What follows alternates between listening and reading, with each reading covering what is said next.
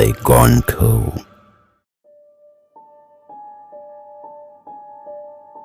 নমস্কার, ভয়কণ্ঠ চ্যানেলে আপনাদের সবাইকে আন্তরিক স্বাগতম। আজ শুনবেন দীপান্বিতা রায়ের লেখা অশরীরীর ইঙ্গিত। একটি অদ্ভুত ঘটনা যেখানে চোখে যা দেখা যায় সবটাই কি সত্যি, নাকি অদেখা কোনো উপস্থিতি নীরবে জানিয়ে দিচ্ছে তার আগমন।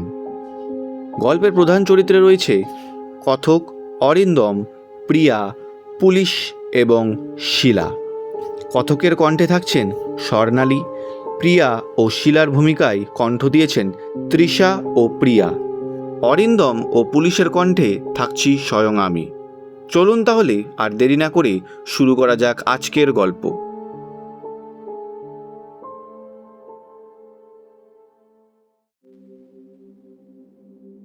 লন্ডন থেকেই গেস্ট হাউসটা বুক করেছিল অরিন্দম।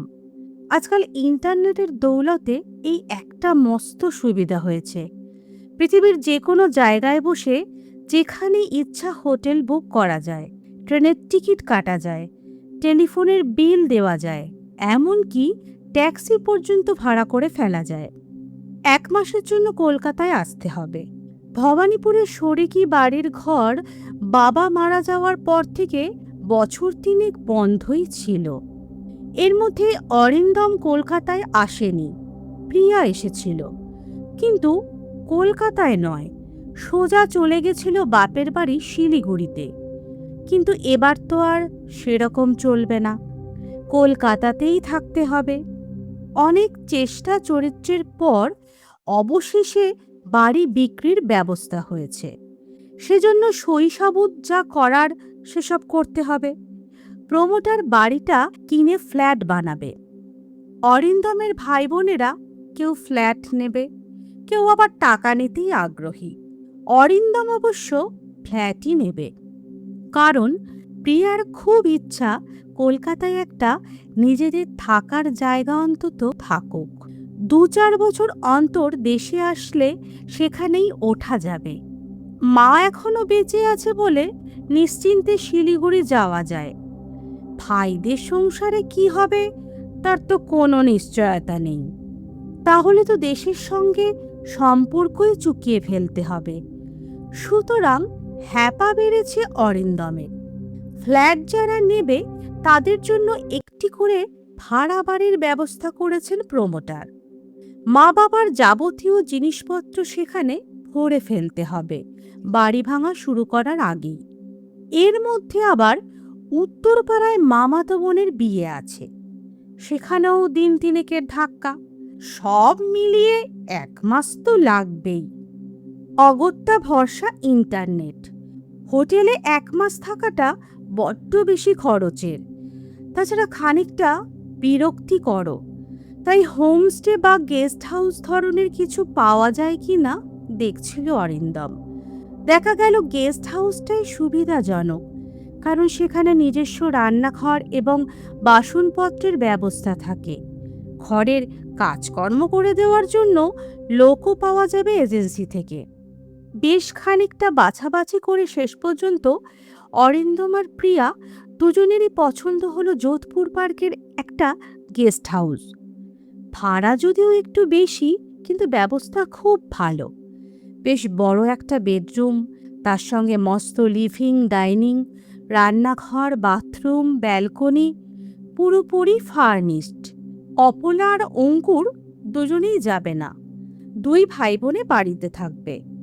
চিন্তার কিছু অবশ্য নেই, কারণ দুজনেই স্কুলের গণ্ডি পেরিয়ে কলেজে ঢুকে গেছে, নিজেদের দায়িত্ব নিজেরা নিতে পারে। ছেলে মেয়ে যাচ্ছে না বলে একটার বেশি বেডরুম দরকারও নেই অরিন্দমদের। গেস্ট হাউসের মালকিন শিলা মিত্র। ফোনে তার সঙ্গে কথা বলে বেশ ভালো লাগলো অরিন্দমের। মহিলা রীতিমতো সফিস্টিকেটেড, পরিশীলিত উচ্চারণে গুছিয়ে কথা বলেন। কথা বলার ভঙ্গিটিও চমৎকার। শিলা মিত্রর কাছে জানা গেল গেস্ট হাউসটা আসলে একটা ফ্ল্যাট। 5 তলা বাড়িটিতে মোট 8টি ফ্ল্যাট আছে, তার মধ্যে 2টি শিলা মিত্রের। তিনি নিজে 4 তলায় থাকেন আর দোতলার ফ্ল্যাটটা গেস্ট হাউস হিসেবে ভাড়া দেন। এর আগে এই গেস্ট হাউসে যারা থেকেছেন তাদের পরিচয় এবং থাকার অভিজ্ঞতাও ইন্টারনেটে ছিল। সেগুলো ভালো করে খুঁটিয়ে দেখে বোঝা গেল শিলামিত্র গেস্ট হাউস হিসেবে এই ফ্ল্যাট ভাড়া দিচ্ছেন গত বছর দেড়েক। এর মধ্যে যারা ওখানে বিভিন্ন সময় এসে থেকেছেন তারা প্রায় সবাই বিদেশি। দু একজন বেড়াতে এসেছেন, তবে বেশিরভাগই এসেছেন কোনো কাজে। কানাডার এক সাহেব তো প্রায় 3 মাস ছিলেন। ফ্ল্যাটের ব্যবস্থাপনায় সকলেই খুশি, কারোর কোনো বিরূপ অভিজ্ঞতা নেই। নিশ্চিন্ত হয়েই তাই টাকা পাঠিয়ে দিল অরিন্দম। নভেম্বর মাসে কলকাতায় ঠান্ডা পড়ে না, কিন্তু বাতাসে শীতের একটা চোরাটান থাকে। ইংল্যান্ডের শীতে অভ্যস্ত অরিন্দমদের কাছে সেটা নেহাতি তুচ্ছ হলেও জ্বালাপোড়া গরম নেই বলে নিশ্চিন্ত। এয়ারপোর্ট থেকে একটা ট্যাক্সি ধরে সোজা যোধপুর পার্ক। রাস্তায় আস্তে আস্তে জানালা দিয়ে বাইরে কলকাতা শহর। গত 3 বছরে বদলে গেছে অনেকটাই। নতুন ওরাল পুল, বহুতল 5 তারা হোটেলের সঙ্গে অনেক দিনের চেনা যানজট। অ্যাপ ক্যাবের জিপিএসের দৌলতে গেস্ট হাউস খুঁজে নিতে অসুবিধা হলো না। চাবি ছিল কেয়ারটেকারের কাছে। দরজা খুলে ভিতরে ঢুকে খুশি হলো প্রিয়া। চমৎকার আলো হাওয়া খেলানো ফ্ল্যাট।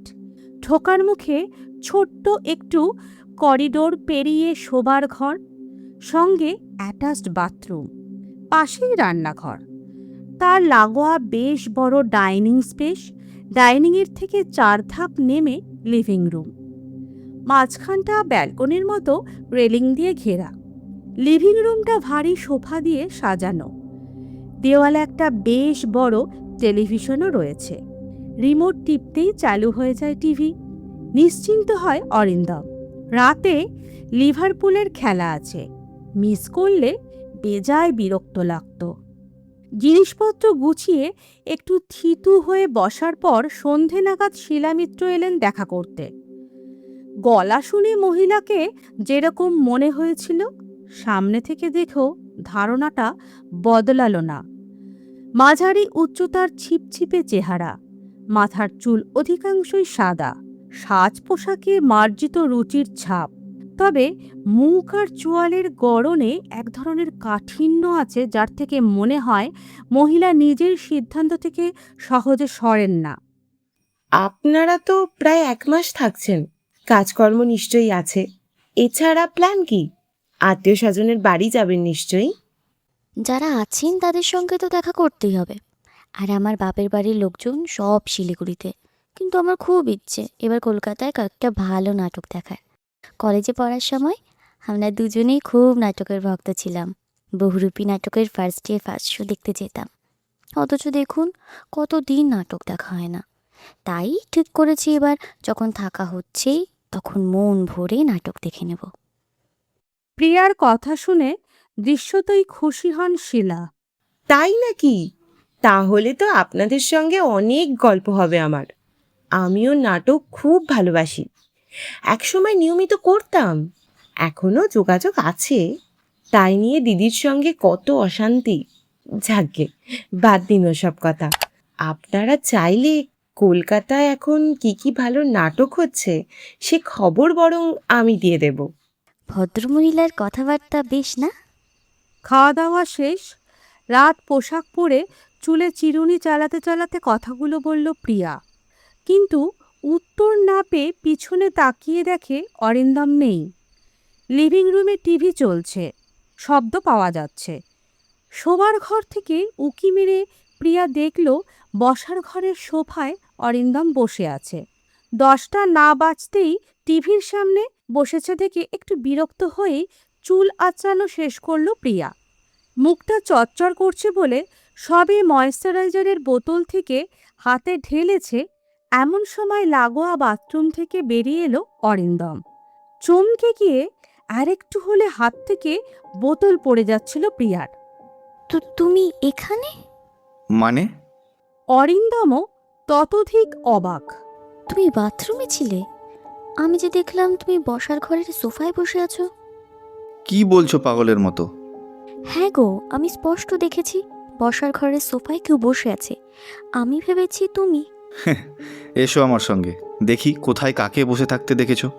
দুজনে বেরিয়ে আসে ডাইনিং রুমে। সোফা ফাঁকা, কেউ কোথাও নেই। এবার একটু অপ্রস্তুত হয় প্রিয়া। না মানে, আমার তো চোখে চশমা ছিল না, তাই লোক চিনতে ভুল হতে পারে। কিন্তু আমার মনে হচ্ছে স্পষ্ট দেখলাম সোফায় কেউ বসে আছে। ঘরে যখন আমি আর তুমি ছাড়া কেউ নেই, তখন তৃতীয় ব্যক্তি আসবে কোথা থেকে শুনি? যাকগে, তুমি শুয়ে পড়ো, আমি এবার সত্যিই সোফায় গিয়ে বসবো। একটু পরে খেলা শুরু হবে। প্রিয়া ঘুমিয়ে পড়েছে। অরিন্দম মন দিয়ে খেলা দেখছে। খুবই টেন্সড সিচুয়েশন। লিভারপুল রীতিমতো চাপে, যে কোনো সময়ে গোলে বল ঢুকে যেতে পারে। অরিন্দমের চোখ মন সবই একেবারে টেলিভিশনের পর্দায় নিবিষ্ট। কিন্তু তার মধ্যেও হঠাৎ মনে হলো ওপরের ডাইনিং স্পেসটায় রেলিং ধরে কে যেন দাঁড়িয়ে আছে। চমকে তাকালো অরিন্দম। কেউ কোথাও নেই, কিন্তু কেমন যেন একটা অস্বস্তি হচ্ছে। মনে হচ্ছে যেন ঘরে আর একজন কেউ আছে। দেখতে না পাওয়া গেলেও তার অদৃশ্য উপস্থিতি অনুভব করা যাচ্ছে। ফ্যান চলছে না, জানলাও বন্ধ, কিন্তু হঠাৎ ডাইনিং টেবিলের ঢাকার কোণাটা সামান্য একটু নড়ে উঠল, যেন পাশ দিয়ে কেউ যাওয়ার সময় গায়ে লেগেছে। অরিন্দম বেশ সাহসী, ডাকাবুকো ছেলে, কিন্তু তাও কিছুতেই মন দিতে পারছে না খেলায়। মাঝে মাঝেই এপাশ ওপাশ তাকিয়ে দেখছে। শেষ পর্যন্ত বসে থাকতে আর ইচ্ছে করল না। অনেকক্ষণ প্লেন জার্নি হয়েছে, তারপর ভালো করে বিশ্রামও হয়নি। তাই জেট ল্যাগের জন্য সম্ভবত এরকম হ্যালুসিনেশন হচ্ছে মনে মনে। কথাটা ভেবে খানিকটা নিশ্চিন্ত হয়ে টিভি বন্ধ করে নিজের ঘরে গিয়ে শুয়ে পড়ল অরিন্দম। পরদিন সকালে অবশ্য মনে ছিল না কিছুই। সারা সকালটাই কাটল ভবানীপুরে। প্রমোটারের সঙ্গে কথাবার্তা, আত্মীয়দের মধ্যে আলোচনা, এসব সারতে সারতেই দুপুর গড়িয়ে গেল বিকেলে। খাওয়ার ব্যবস্থা ছিল তুতো এক দিদির বাড়িতে। সন্ধে নাগাদ ফ্ল্যাটে যখন ফেরা হলো তখন দুজনেই হাঁক ক্লান্ত। খানিকক্ষণ বিশ্রাম নিয়ে তাড়াতাড়ি ডিনার সেরে তাই একেবারে কম্বলের তলায়। মাঝে অবশ্য ছেলে মেয়ের সঙ্গে কথা বলা হয়েছে একবার। ঘুমিয়ে পড়েছিল অরিন্দম।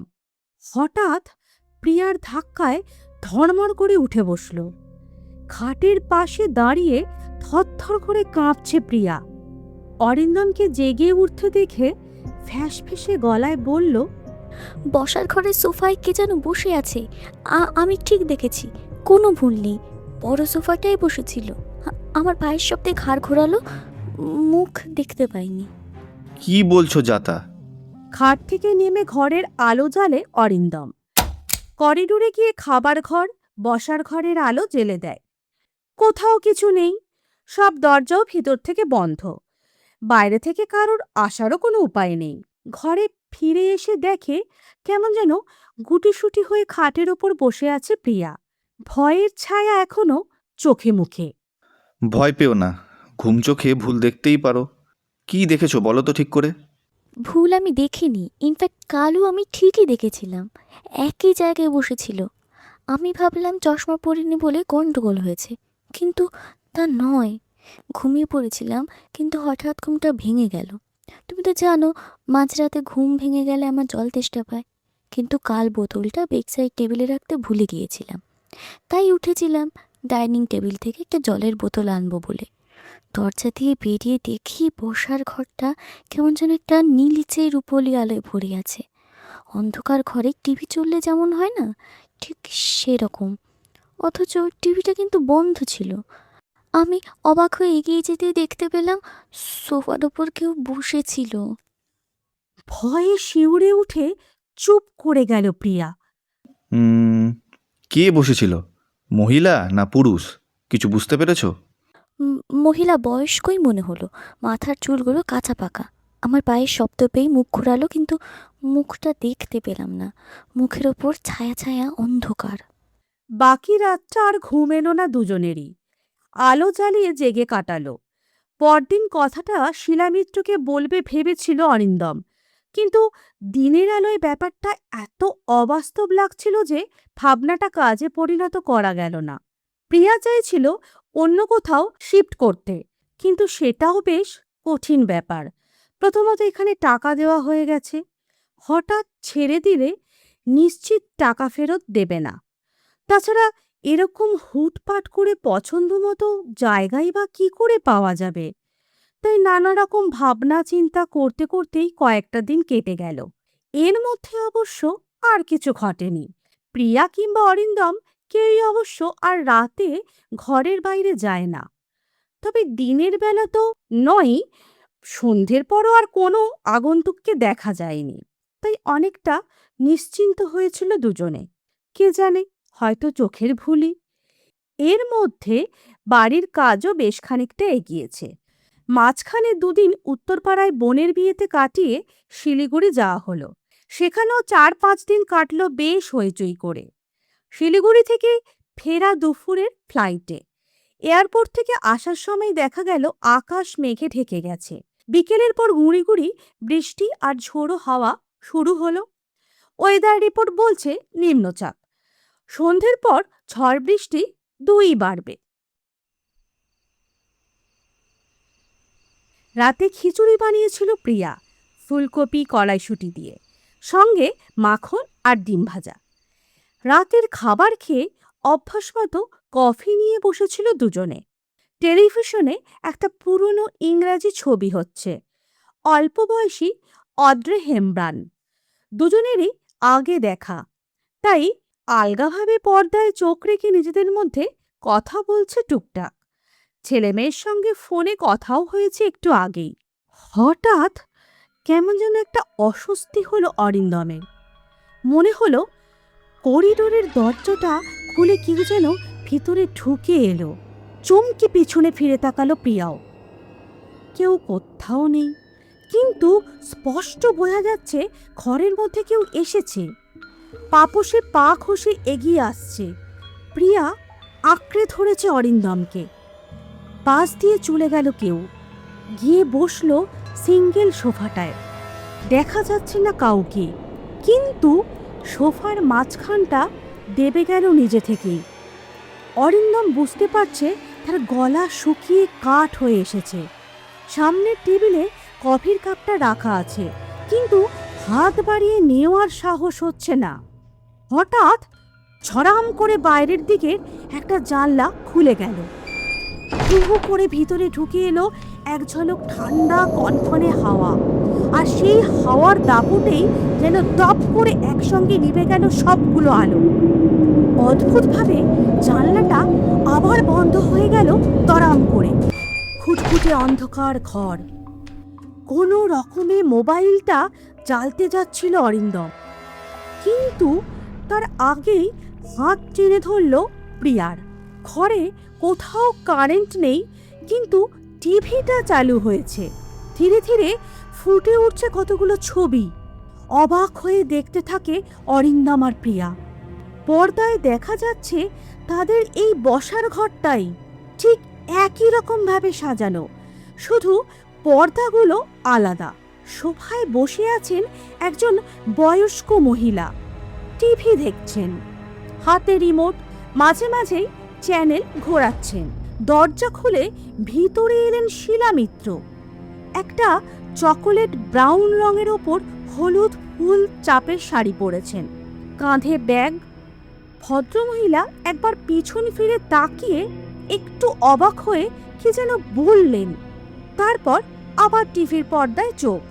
শিলা মিত্র কথা বলতে বলতে এসে দাঁড়ালেন মহিলার পিছনে। তার ডান হাতে একটা কিছু রয়েছে।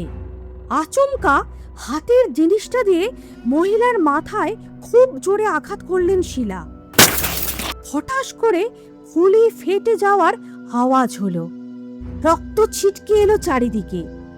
মহিলার মাথাটা হেলে পড়ল, বোঝাই যাচ্ছে শরীরে আর প্রাণ নেই। তাও ভালো করে আরেকবার দেখে নিয়ে শিলামিত্র বেসিনের কাছে গিয়ে প্রথমে হাতের মুগুরের মতো জিনিসটা ভালো করে ধুয়ে ফেলেন। শাড়িতে যেখানে রক্ত লেগেছিল সেগুলো ধুয়ে নিলেন। তারপর মুগুরটা ব্যাগে ভরে আই হোল দিয়ে একবার বাইরেটা ভালো করে দেখে নিয়ে বেরিয়ে গেলেন দরজাটা টেনে দিয়ে। আলো জ্বলে উঠেছে ঘরের। টিভিতে আবার অড্রে হেমব্রান ফিরে এসেছে। সোফায় হতভম্বের মতো বসে আছে প্রিয়া আর অরিন্দম। উল্টো দিকের সিঙ্গেল সোফাটা এখন খালি। অদৃশ্য মানুষটি তাদের অজান্তেই উঠে চলে গেছেন। সারা রাত ঘুমোয়নি দুজনের কেউই, যদিও আর কোনো অশরীরী উপস্থিতি কোথাও বোঝা যায়নি, কিন্তু তবু পরস্পরকে প্রায় আঁকড়ে ধরে জেগেই কাটিয়েছে। ভোরের আলো ফুটতে প্রিয়া উঠে চা করল 2 কাপ। চা নিয়ে খাওয়ার টেবিলে বসে অরিন্দম বলল, এখন তাহলে কি করা যায়? আগে তো আজকে কোনো হোটেলে উঠি, তারপর ভাবব। না, সেটা করা উচিত হবে না। ওই ভদ্রমহিলা, তিনি যেই হন না কেন, খুব সচেতনভাবেই আমাদের ছবিটা দেখিয়েছেন, যাতে ওনার খুনি ধরা পড়ে। আমাদের আগে এই গেস্ট হাউসে যারা থেকেছে তারা প্রায় সবাই বিদেশি, তাই তারা কিছু দেখতে পায়নি, কারণ মহিলা জানতেন তাদের দেখিয়ে কোনো লাভ নেই। কি ভয়ঙ্কর ব্যাপার! শিলা মিত্রের মতো একজন সফিস্টিকেটেড মহিলা নাকি খুনি! আমার তো চোখে দেখেও বিশ্বাস হতে চাইছে না। এখন এ ব্যাপারে একটি কথাও বলো না, আগে পুরোটা জানতে দাও। আমার মনে হয় বাড়ির কেয়ারটেকারের কাছ থেকে কিছু খবর পাওয়া যাবে। আমেরিকান ফ্ল্যাগের ছবি দেওয়া টি শার্ট আর একটা বিস্কুটের বাক্স হাতে পেয়ে দারুণ খুশি হয়ে একগঙ্গা গল্প করল কেয়ারটেকার বনমালী। প্রায় বছর আষ্টেক এই বাড়িতে চাকরি করছে সে। তার কাছেই জানা গেল শিলা মিত্র আর ইলা বসু ছিলেন 2 বোন। তাঁদেরই বাবার বাড়ি ছিল এখানে। বাড়ি ভেঙে ফ্ল্যাট তৈরি হয়। শিলা আর ইলা দোতলায় মুখোমুখি ফ্ল্যাটে থাকতেন। ইলা বিবাহিত ছিলেন, তবে ছেলেপুলে ছিল না। স্বামী মারা যান বছর 10 আগে। ইলা নিজে ভালো চাকরি করতেন, থাকতেনও বেশ সচ্ছলভাবেই। শিলা বিয়ে করেননি, ছোটখাটো চাকরি করেছেন। তার নেশা ছিল নাটক করা, তাই নিয়েই নাকি মেতে থাকতেন এক সময়। বছর 2 আগে ইলা বসু হঠাৎ খুন হন। নিজের ঘরেই মাথায় আঘাত করে খুন করা হয়েছিল তাকে। শিলা তখন বাড়িতে ছিলেন না। সেদিন সকালেই দক্ষিণেশ্বরে গেছিলেন পুজো দিতে। ফিরে এসে দেখেন এই ঘটনা। পুলিশ অনেক চেষ্টা করেছিল, পুলিশ কুকুরও এসেছিল, কিন্তু কিছু পাওয়া যায়নি। এরপর শিলা দিদির ফ্ল্যাটটা গেস্ট হাউস হিসেবে ভাড়া দিয়ে দেন। পরে ওপরতলার গুপ্তাজির ফ্ল্যাট ছেড়ে দিলে নিজে 4 তলায় চলে গিয়ে দোতলার ফ্ল্যাটটা বিক্রি করে দেন। দেখুন, আপনার কথাগুলো আমি বুঝতে পারছি, কিন্তু মুশকিল হচ্ছে ভৌতিক ঘটনার ভিত্তিতে পুলিশ তো আর কিছু করতে পারে না। শিলা মিত্র যে খুনটা করেছেন এর সপক্ষে তো আমার কাছে কোনো প্রমাণও নেই, আপনার কাছেও নেই। যাদবপুর থানার অফিসার পূর্বাচল করের সঙ্গে বসে কথা বলছিল অরিন্দম। ভদ্রলোক বেশ মন দিয়েই সব কথা শুনেছেন, যদিও বিশ্বাস করেছেন কিনা সেটা মুখ দেখে বোঝার জো নেই। তবে গুরুত্ব যে দিয়েছেন সেটা প্রশ্নের ধরনে বোঝা গেল। আপনারা কি নিশ্চিত যে খুনের ঘটনার সময় শিলা মিত্র বাড়িতে ছিলেন না? 100%। ইলা বসুর কেস আমি হ্যান্ডেল করছিলাম। আমি বলছি আপনাকে, সকালে শিলা মিত্র বাড়ি থেকে বেরিয়ে যান, দক্ষিণেশ্বর গেছিলেন। সেরকম মাঝে মাঝে যেতেন, বাসের টিকিটও সঙ্গে ছিল। শিলা যখন বেরোন তখনও ইলা বসু বেঁচে। 2 বোনের বাড়িতে একই ঠিকে লোক কাজ করত। সে তখন ইলার বাড়িতে কাজ করছিল। সারাদিনে শিলার বাড়িতে ফেরেননি। বিকেলে কাজের লোকটি আবার এসে দরজা ধাক্কায়। ইলা বসু না দরজা খোলায় দরজা ভাঙা হয়। শিলা ফিরেছিলেন তারও পরে। বাড়ির গেটে সিসিটিভি আছে, আমরা খুব ভালো করে চেক করেছি, কারণ শিলাই ছিলেন প্রাইম সাসপেক্ট। ইলা বসুর মৃত্যুতে তিনিই সব থেকে বেশি লাভবান হবেন। তাছাড়া 2 বোনের বাড়ির ডুপ্লিকেট চাবি দুজনের কাছেই থাকতো, তাই সুযোগ ওনার বেশি ছিল, কিন্তু প্রমাণ করা যায়নি। আমাকে একবার ফুটেজটা দেখাতে পারবেন? হ্যাঁ, নিশ্চয়ই। মনিটরে মন দিয়ে ফুটেজটা দেখছে অরিন্দম। গেট দিয়ে বিভিন্ন লোক ঢুকছে বেরোচ্ছে। কাজের মাসি, কুরিয়ার সার্ভিসের লোক, 2টি বাচ্চা মেয়ে, একজন বয়স্ক ভদ্রলোক। হঠাৎ চমকে ওঠে অরিন্দম। হাতের ইশারায় পজ করতে বলে ছবিটাকে। একজন মহিলা ঢুকছেন গেট দিয়ে। খুব বেশি বয়স না, চুলে বড় খোপা করা, সানগ্লাস পরেছেন, ছিপছিপে চেহারা, পরনে একটা বড় বড় ফুলছাপ শাড়ি। ইনি শিলা মিত্র। কি বলছেন আপনি? ইনি তো অনেক কম বয়সী একজন মহিলা। আমি বলছি আপনাকে, ইনি শিলা মিত্র। খুন করার সময় উনি এই শাড়িটা পরেছিলেন, আমি দেখেছি। আপনি ভুলে যাচ্ছেন, উনি কিন্তু দীর্ঘদিন নাটক করেন। মেকআপে চেহারা বদলে ফেলা ওনার পক্ষে অসম্ভব নয়। আপনি খোঁজ নিন ভালো করে। নিজের নাটকের দলের মহলা ঘরেই মেকআপ করেছিলেন শিলা। দলের লোকজনেরা উত্তরবঙ্গে গেছে নাটক করতে, তাই ঘর যে ফাঁকা থাকবে তিনি জানতেন। শিলা যে এসেছিলেন তার সাক্ষী দিল উল্টো দিকের চাওয়ালা। ঘটনাটা তার মনে আছে, কারণ শিলার অভ্যাস এক ভাঁড় চা খেয়ে ভিতরে ঢোকা। কিন্তু সেদিন তিনি চায়ের দোকানে দাঁড়াননি। চাওয়ালা শিলাকে বেরোতে দেখেননি। ফুল ফুল ছাপ শাড়িটাও জামা কাপড় রাখার ট্রাঙ্কের মধ্যে পাওয়া গেল। খুনের মামলা তামাদি হয় না, তাই পূর্বাচল করের উদ্যোগেই শিলাকে আটক করে টানা জেরা করায় শেষ পর্যন্ত খুনের কথা স্বীকার করলেন তিনি। টাকা পয়সার বড্ড টানাটানি ছিল। দিদির ফ্ল্যাটটা পেলে আর্থিক সাচ্ছল্য আসবে জানতেন। তাছাড়া নাটক নিয়ে ইলা বারবার খোঁচা দিতেন বলে রাগও ছিল। সব মিলিয়েই খুনের পরিকল্পনা। আপনার প্ল্যানিং কিন্তু নিখুঁত ছিল, আমাদের ঘোল খাইয়েই দিয়েছিলেন। তাই নাকি? তাহলে কোন গোয়েন্দা শেষ পর্যন্ত ক্লু দিল আপনাদের? কে দিল জানেন? আপনার দিদি, প্রয়াত শ্রীমতী ইলা বসু।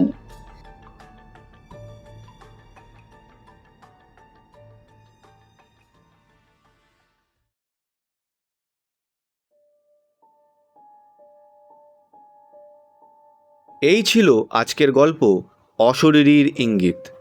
গল্পটি আপনাদের কেমন লাগলো অবশ্যই কমেন্টে জানাবেন। আপনাদের মতামতই আমাদের আরও ভালো গল্প নিয়ে আসার অনুপ্রেরণা। যদি এই ধরনের রহস্যময় ও ভৌতিক অডিও গল্প শুনতে ভালো লাগে তাহলে ভিডিওটি লাইক করুন, বন্ধুদের সাথে শেয়ার করুন আর চ্যানেলটি সাবস্ক্রাইব করে পাশে থাকা বেল আইকনটি অন করে রাখুন, যাতে পরবর্তী গল্পের নোটিফিকেশন আপনার কাছে পৌঁছে যায় সবার আগে। ভয়কণ্ঠ চ্যানেলের সাথে থাকুন, কারণ এখানে প্রতিটি গল্পের আড়ালে লুকিয়ে থাকে অজানা এক সত্য। আজকের মতো বিদায় নিচ্ছি, আবার ফিরে আসবো এক নতুন রহস্যময় গল্প নিয়ে। ততক্ষণ পর্যন্ত ভালো থাকবেন।